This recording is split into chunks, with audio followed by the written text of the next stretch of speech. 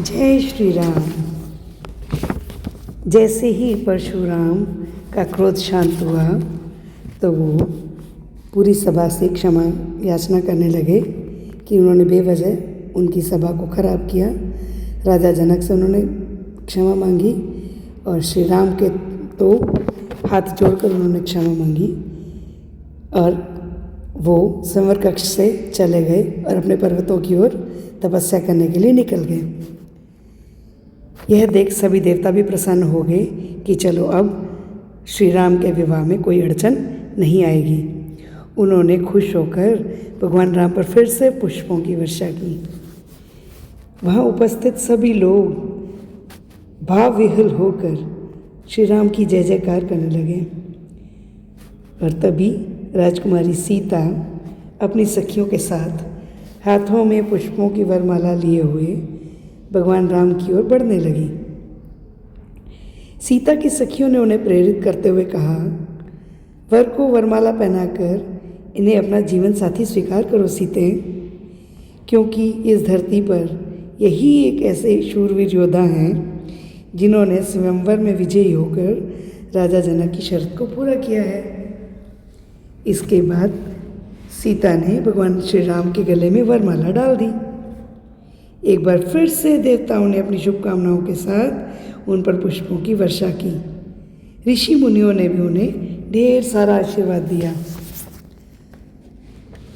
स्वयंवर संबंधी सारे विधान विधिवत संपूर्ण होने के बाद राजा जनक ने राजा दशरथ को यह शुभ समाचार देने के लिए एक दूत को अयोध्या भेज दिया। अयोध्या पहुंचकर दूत ने राजा दशरथ को सारा वृतांत कहकर सुनाया कि किस तरह श्री राम ने भगवान शिव के धनुष को तोड़कर सीता स्वयंवर में विजय प्राप्त की है।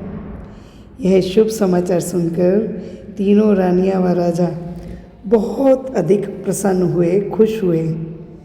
जल्दी ही यह समाचार पूरी अयोध्या नगरी में फैल गया।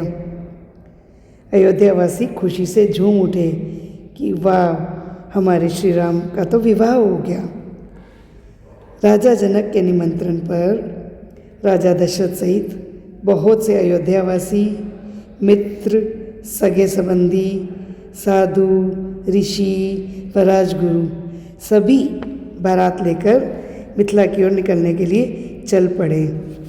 और राजा दशरथ ने के आदमियों ने थालों में, राजा दशरथ की आज्ञा पर ही थालों में हीरे, जवाहरात, गहने व रेशमी वस्त्र डाले और वो भी बारात के साथ साथ चल पड़े। सजे हुए रथ, हाथी, पालकियाँ और घुड़सवार भी इस बारात में शामिल थे।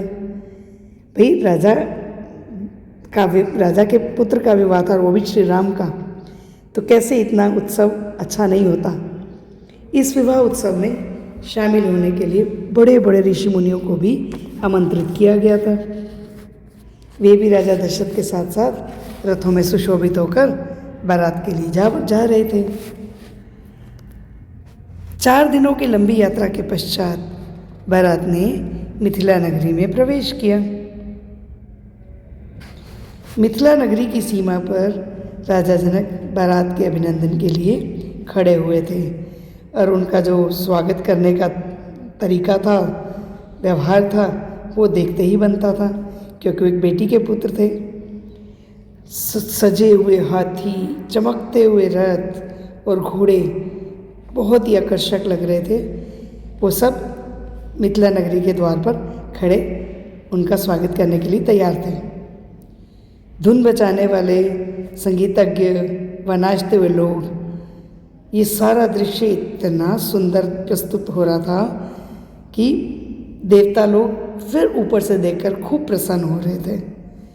चारों तरफ उत्सव का माहौल था और होता भी क्यों ना, आज किसका विवाह था?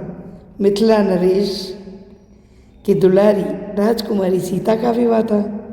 तो इस विवाह पर पूरी मिथिला नगरी के लोग आनंदमग्न होकर खुशी से झूम रहे थे और सभी राजा की भी जय जयकार कर रहे थे और श्री राम की भी जय जयकार कर रहे थे। चलिए, आज का अध्याय यहीं समाप्त होता है। जय श्री राम।